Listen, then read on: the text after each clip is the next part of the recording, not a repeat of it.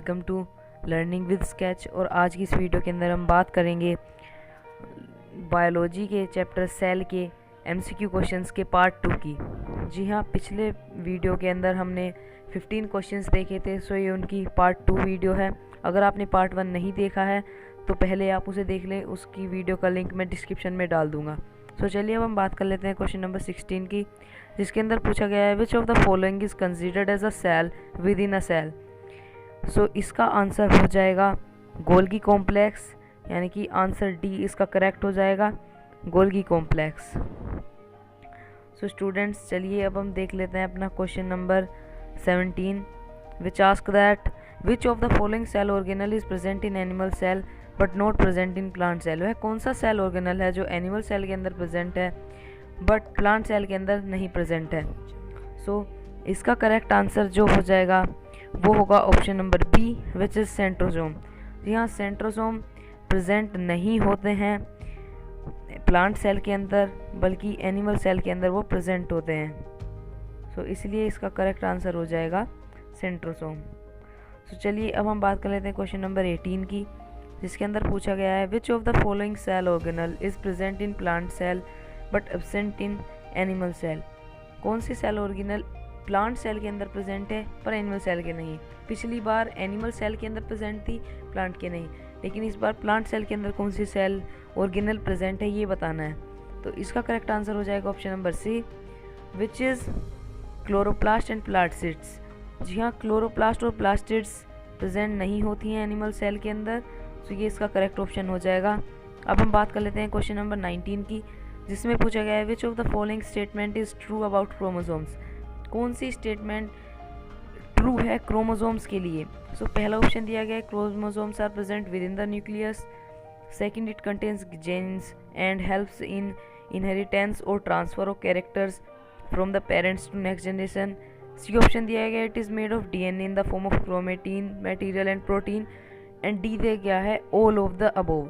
सो इसका correct answer हो जाएगा option D, all of the above, यानी कि ये सभी स्टेटमेंट्स ट्रू हैं क्रोमोसोम्स के लिए।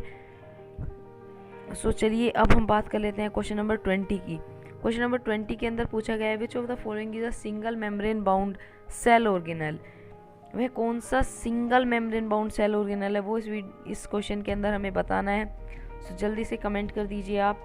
इसका करेक्ट आंसर हो जाएगा यहाँ पे ऑप्शन नंबर डी, यानी कि ऑल ऑफ दिस, सभी सिंगल मेम्ब्रेन बाउंड ऑर्गेनल्स हैं।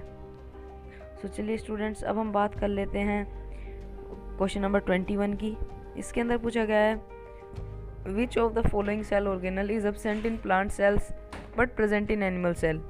कौन सा सेल ऑर्गेनल इस बार भी प्लांट सेल के अंदर एब्सेंट है लेकिन एनिमल सेल के अंदर प्रेजेंट है। सो इसका करेक्ट आंसर हो जाएगा option B, which is centrosome. जी हाँ, सेंट्रोसोम जो सेल ऑर्गेनल है वो प्लांट सेल के अंदर एब्सेंट होता है, एनिमल सेल के अंदर ही प्रेजेंट होता है। तो इस क्वेश्चन को आप ज़रूर ध्यान रखें। अब हम बात कर लेते हैं क्वेश्चन नंबर 22 की, जिसके अंदर पूछा गया है which of the following is not a double membrane bound cell organelle. इनमें से ये double membrane bound cell organelle नहीं है, यानी कि सिंगल मेम्ब्रेन बाउंड ऑर्गेनल है। सो इसका करेक्ट ऑप्शन हो जाएगा option number C, which is endoplasmic reticulum. जी हाँ, एंडोप्लाज्मिक रेटिकुलम इसका करेक्ट आंसर हो जाएगा।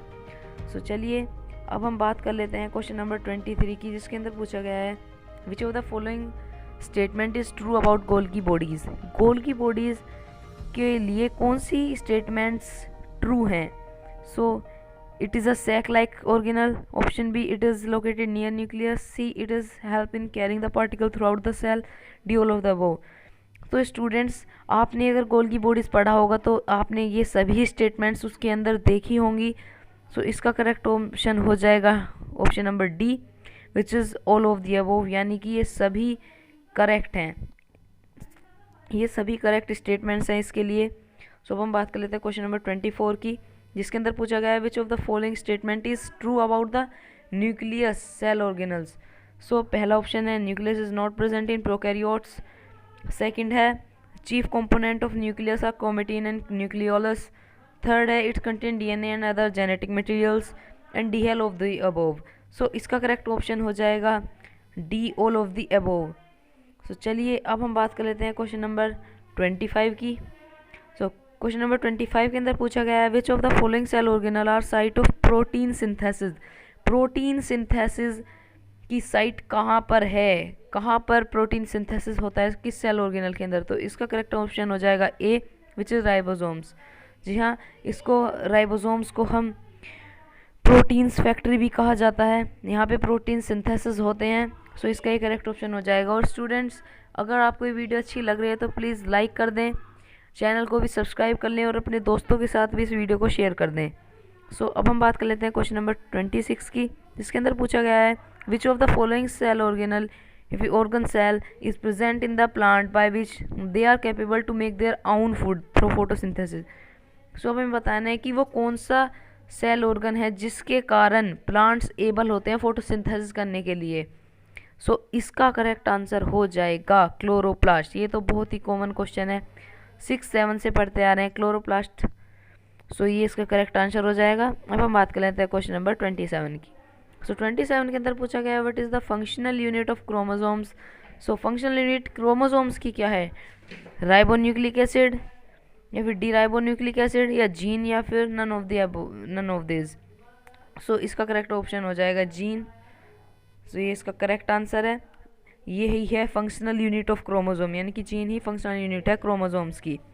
सो अब स्टूडेंट्स बात कर लेते हैं क्वेश्चन नंबर 28 की, जिसके अंदर पूछा गया है which of the following is true about mitochondria. Mitochondria के लिए कौन से स्टेटमेंट ट्रू है। माइटोकॉन्ड्रिया कंटेन्स डीएनए, या फिर बी इट्स रोड शेप, या फिर C with mitochondria helps to convert energy from food molecules into usable energy and stored as adenosine triphosphate molecules, या फिर all of this.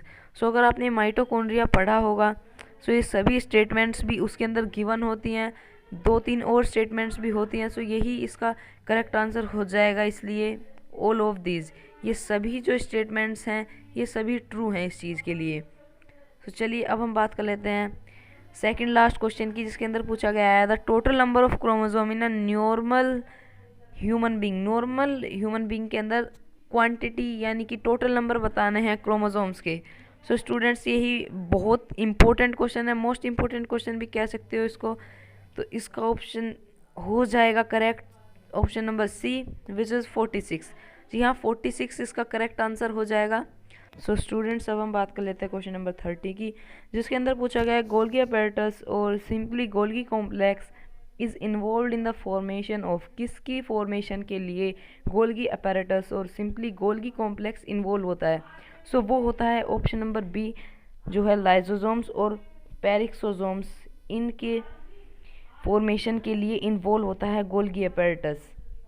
So now thank you students, we have also completed the part 2 of most important questions from the cell chapter, and I hope that you have also learned many things from this video. So thank you and meet you in the next video. Till then, bye bye.